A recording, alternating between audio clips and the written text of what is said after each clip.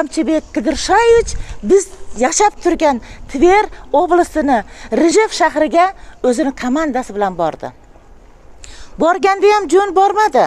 Bizga yordam qo'li bilan bordi. Ana shu paytda qo'li, oyog'i kesilgan, protezda yuradigan bir bolamizga, Oybek degan bolamizga shu Qamchibek Qidirshoyevich современный zamonaviy protez qo'ydirib berdi. $25,000 ga.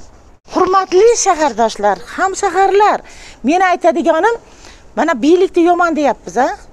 Deputatlarning yomon deyapmiz. Yo'q, ular yomon emas. Siz va men yomonman.